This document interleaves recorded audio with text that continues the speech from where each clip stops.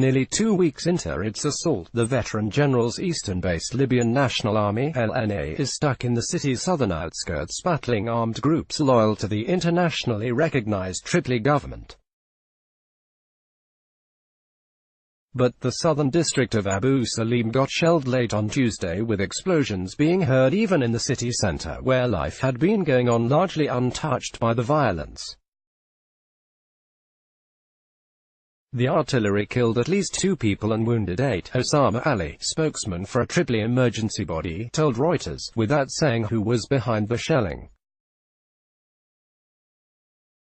Another official told Libya's Alara Channel 4 he had been killed and 20 wounded.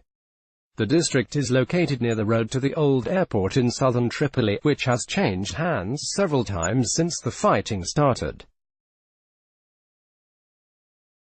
Abu Salim lies north of forces loyal to Tripoli seeking to stop the LNA troops coming from south. A Libyan displaced woman, who fled her house because of the fighting, Tripoli, April 14, 2019. Reuters photo. A Libyan displaced woman, who fled her house because of the fighting, Tripoli, April 14, 2019.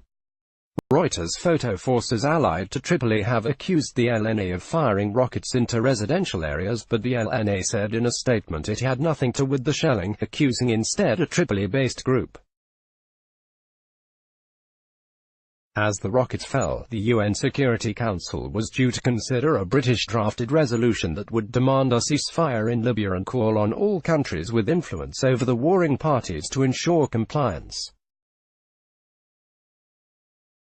Foreign powers are worried but unable to present a united front over the latest flare-up in the cycle of anarchy gripping Libya since dictator Muammar Gaddafi was toppled in 2011.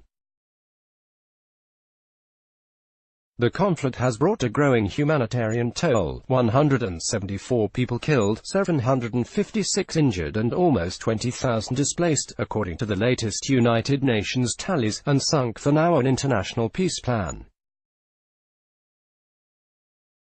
It threatens to disrupt oil flows, foment migration across the Mediterranean Sea to Europe, and allow jihadists to exploit the chaos. Qatar said an existing UN arms embargo in Libya should be strictly enforced, to prevent Haftar, 75, from receiving arms. Issues in a house damaged by the shelling, Tripoli, April 15, 2019. Reuters photo. Issues in a house damaged by the shelling, Tripoli, April 15, 2019. Reuters photo. Haftar enjoys the backing of Egypt, the United Arab Emirates and Saudi Arabia, who view him as an anchor to restore stability and combat Islamist militants. Those 3 nations cut ties with Qatar in 2017, accusing it of support for militants and Iran. Qatar's Foreign Minister Sheikh Mohammed bin Abdul Rahman Al Thani told Italian daily La Repubblica a postponed UN peace forum should be rescheduled and Haftar's army made to withdraw. The arms embargo must be implemented, to prevent those countries that have been providing ammunition and state-of-the-art weapons from continuing to do so, he said.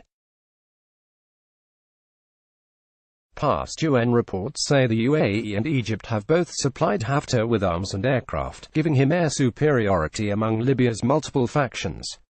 East Libyan authorities say Qatar and Turkey back rival Islamist-leaning factions in western Libya.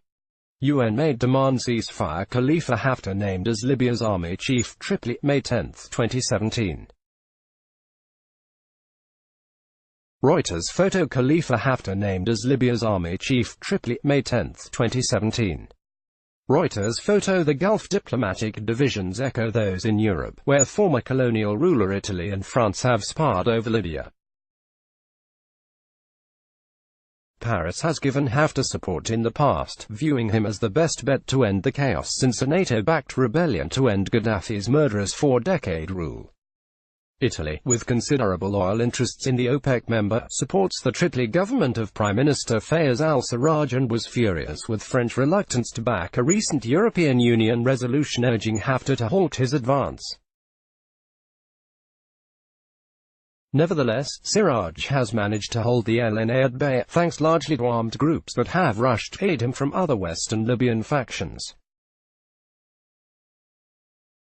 The war ends with the withdrawal of these LNA forces and return from where they came, Siraj said in a statement on Tuesday.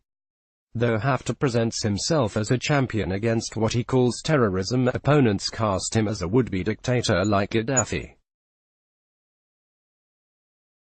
About 70 people protested against him at the central Algiers square in Tripoli on Tuesday. Let's block ads. Why?